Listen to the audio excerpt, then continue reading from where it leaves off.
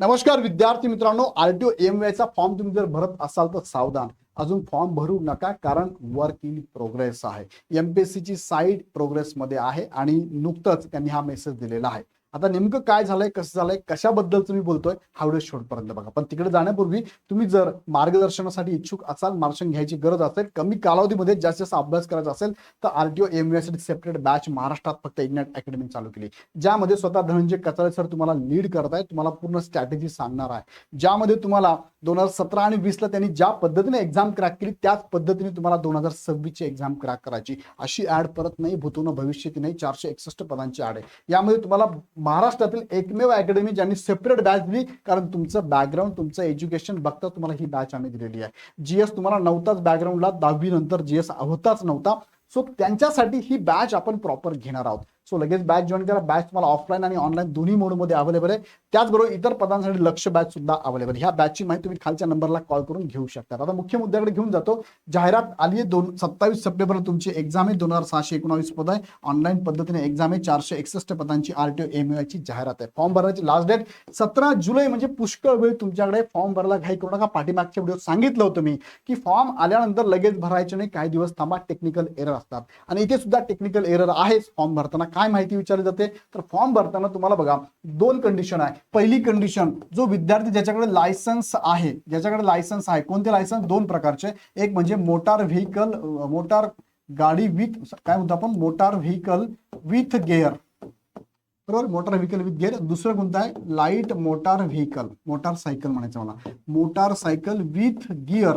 हे 2 लायसन्स आहे. पण तिसरं लायसन्स जे आहे ट्रान्सपोर्ट व्हेकलचं, हे लायसन्स त्याच्याकडे नाहीये. दुसरी कंडिशन, दुसरा विद्यार्थी ज्याच्याकडे एक पण लायसन्स नाहीये. आता तुम्हाला माहिती आहे, ऍड मध्ये सांगितले लायसन्स नसलं तरी तुम्हाला फॉर्म भरता येणार. मेन्सला तुम्हाला हे दोन्ही लायसन्स लागणार आहे. मेन्सला दिले तरी चालतात. पण आता होतं काय, फॉर्म भरताना काय झालंय, जेव्हा सगळं प्रोफाईल अपडेट केलं, सगळं केलं, जेव्हा मी अप्लाय करतो, अप्लाय केल्यानंतर सबमिट अँड पे ह्या ऑप्शनला ओपन होतच नाही. का होत नाही, तर इथे तुम्हाला 8 प्रश्न विचारले जातात. त्यामधले 3 महत्वाचे प्रश्न बघा, 3 त्यातले हे पण सब टॉपिक पण आहे, पण 3 महत्वाचे. काय, पहिल्या कंडिशन मध्ये विचारलं जाते तुम्हाला की तुमच्याकडे permanent driving licence motorcycle with गिअरचा आहे का. यस तुमच्याकडे आहे, तुम्ही यस केल्याचा नंबर टाकला, ओके. त्यानंतर विचारलं light motor vehicle driving licence आहे का, यस करा, तुम्ही नंबर टाकता. पण तुमच्याकडे ट्रान्सपोर्ट व्हेकल लायसन्स नाहीये, तुम्हाला इथे नो जर केलं ना तुम्ही, तर तुम्हाला इथे हा ऑप्शन ओपन होतच नाहीये. म्हणजे त्यांनी काय केलंय, इनडायरेक्टली की तुम्हाला यसच करायला लावलंय. मग यस करून जर फॉर्म भरला तर चुकी होणार आहे की नाही, होणार आहे. दुसरी कंडिशन, ज्यांच्याकडे लायसन्स नाहीचे त्यांना खरं म्हणजे फॉर्म भरायला संधी आहेच, पण इथे विनाकारण अडथळा येतोय. त्यांना इथे लायसन्स नसताना जर त्यांनी नो करून फॉर्म भरला, इथे काहीतरी नंबर टाकून दिला, तर तुम्ही सबमिट करता, पण ही चूक नाहीये का. म्हणजे तुम्ही यस नो करता पण फॉर्म सबमिट होत नाही. यस केला, तुम्ही फॉर्म सबमिट केला, तर ही चूक होणार आहे की नाही. एमपीएससीने सेपरेट नोटिफिकेशन काढलंय, जर फॉर्म मध्ये भरलेली माहिती चुकीची आढळली तर आम्ही कोणत्याही स्टेपवर तुम्हाला अपात्र ठरू शकतो. किंवा डीवीच्या वेळेस तुम्ही जे फॉर्म मध्ये माहिती भरली त्या डेट पर्यंत डॉक्युमेंट लागतात. मग असं असेल तर गडबड होऊ शकते ना.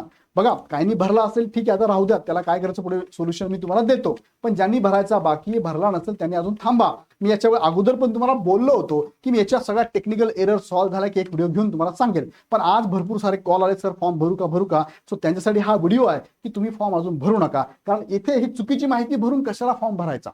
बघा, ऑलरेडी कुणी भरला असेल तर जास्त काही तुम्हाला तुमच्यावर कारवाई वगैरे अपात्र होणार नाहीच आहे. पण ज्यांनी अजून भरला नसेल त्यांनी थांबून घ्या ना. आता मी यांना कॉल केला, हेल्पलाईन नंबरला कॉल केला, त्यांनी सांगितलं कन्सर्न डिपार्टमेंटला कॉल करा, म्हणजेच टेक्निकल डिपार्टमेंटला कॉल करा. त्यांचा नंबर घेतला, त्यांचा 2 दिवसापासून मी कॉल करतोय, ते कॉल उचलत नाही. आज कॉल लागला सकाळी आणि त्यांनी सांगितलं की यस सर, याच्यावरती आम्हाला सगळे कॉल्स आणि मेसेज पण मेल पण आलेले आहेत, यावरती आमची टीम काम करत आहे. आज संध्याकाळी किंवा म्हणजेच 1 जुलैच्या संध्याकाळी किंवा 2 जुलैपर्यंत हा प्रॉब्लेम सॉल्व्ह होईल, त्यानंतर फॉर्म भरा. सर बरं, आता फॉर्म लेट भरला तर तुमचं सिलेक्शन होणार नाही असं काही आहे का, नाही. डोंट वरी, काळजी होणार. जास्तीत जास्त काय होऊ शकतं, तुम्हाला तुमचा जिल्हा सोडून शेजारच्या जिल्ह्यामध्ये सेंटर मिळू शकतं, एवढंच होईल. होऊन जर सेंटर फुल झालं तर, पण एवढं लवकर सेंटर फुल होणार नाही, काळजी करू नका.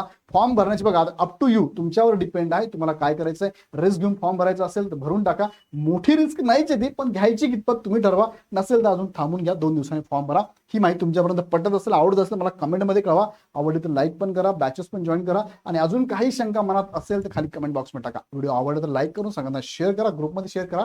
पुढचे अपडेट बघण्यासाठी चॅनल सबस्क्राईब करून बेल आयकॉन क्लिक करा. पुन्हा व्हिडिओ आपण नेक्स्ट व्हिडिओमध्ये, पण तत्पूर्वी की पुढचा व्हिडिओ माझा एक येईल की आता फॉर्म भरून टाका, तेव्हाच फॉर्म भरा. ओके, धन्यवाद.